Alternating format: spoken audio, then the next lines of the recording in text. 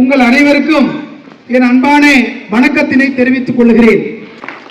புறநானூற்றிலே ஒரு வரி உண்டு, யாதும் ஊரே யாவரும் கேளீர். இன்னைக்கு ஸ்பென்சர் வெல்ஸ் என்கிற ஒரு ஆய்வு அறிஞன் ஜர்னி ஆஃப் மேன் என்ற ஒரு புத்தகம் எழுதியிருக்கிறார். திரைப்படமாக எடுத்திருக்கிறார்கள். ஜர்னி ஆஃப் மேன் எழுதினவே ஸ்பென்சர் வெல்ஸ்.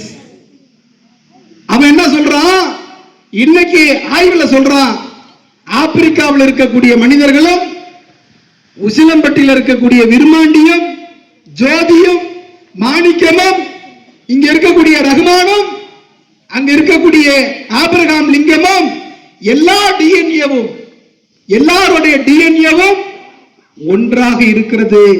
சொல்பவன் யார் என்றால் Spencer Wells journey of man என்கிற ஆய்வு புத்தகத்தில் சொல்லுகிறான். இன்னைக்கு உலகத்தில் தலைசிறந்த புத்தகமாக அந்த புத்தகம் போற்றப்படுகிறது.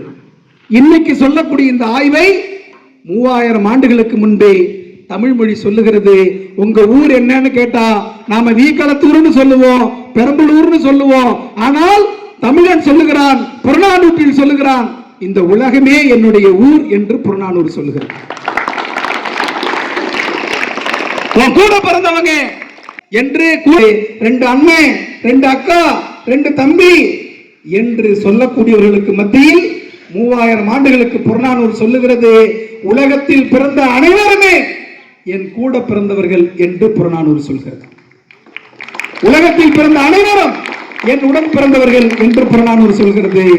அதைத்தான் இன்று ஸ்பென்சர் வெல்ஸ் சொல்லுகிறான். ஜர்னி ஆஃப் மேன் என்கிற புத்தகத்தில் எல்லா டிஎன்ஏவும் ஒத்து போகிறது என்று சொல்லுகிறான். கீழடி ஆய்வு அதைத்தான் சொல்கிறது.